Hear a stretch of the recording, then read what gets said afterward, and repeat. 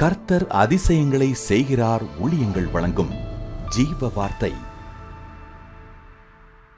இந்த நாளுக்காக ஆண்டவருக்கு நன்றி செலுத்துகிறேன்.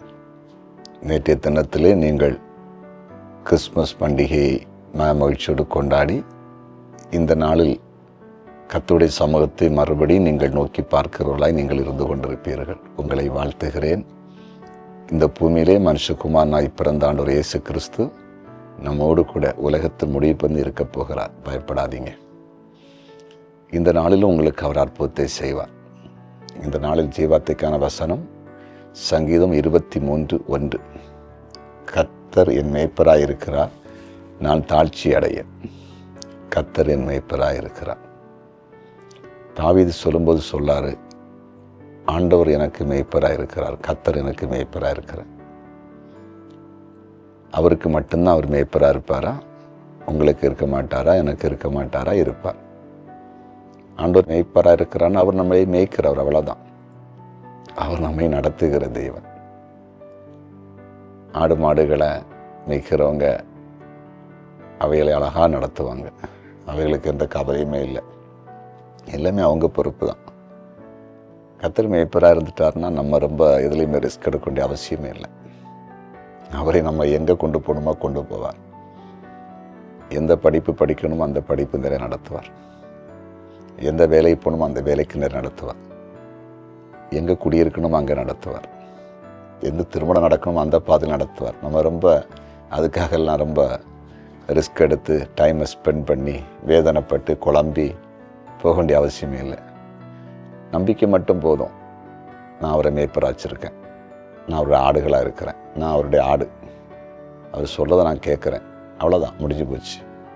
அது ஒரு பெரிய மேன்மைங்க. நம்ம இஷ்டத்துக்கு நடக்கிறதுக்கும் நம்ம இஷ்டத்துக்கு செய்கிறதுக்கும் கர்த்தர் நம்மை நடத்துறதுக்கும் வித்தியாசம் உண்டு.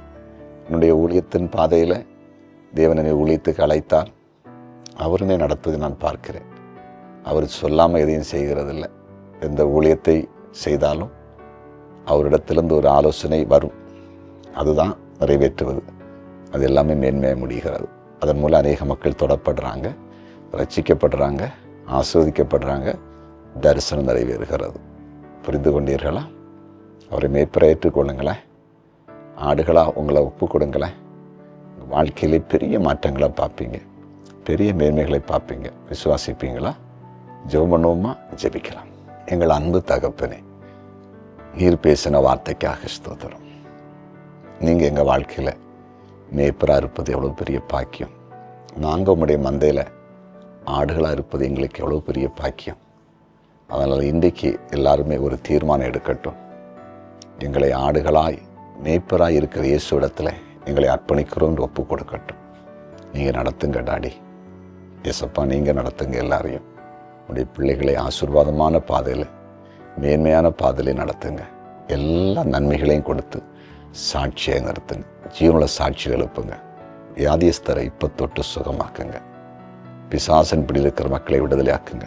கடன் சுமை விலகட்டும். எதிர்காலத்தின் பயம் விலகி போகட்டும். வழக்குகள் விலகட்டும். வேலை வாய்ப்புகள் உருவாகட்டும். தொழில் ஆசீர்வதிக்கப்படட்டும். சமாதானம் குடும்பத்தில் இருக்கட்டும். கர்த்தருக்கு ஊழியம் செய்கிற ஒவ்வொருவரையும் ஆசீர்வதிங்க. குறிப்பாக இன்றைக்கு பிறந்தநாளை காண்கிற ஒவ்வொருவரையும் வாழ்த்தி ஆசீர்வதிக்கிறேன். உங்களுடைய ஆசீர்வாதம் எல்லாரையும் நிரப்பட்டும். திருமண நாளை காண்கிற ஒவ்வொரு குடும்பத்தையும் வாழ்த்துகிறேன். ஆசீர்வதிப்பீராக, மேன்மைப்படுத்தும். இயேசுவின் நாமத்தில் பிதாவே, ஆமென்.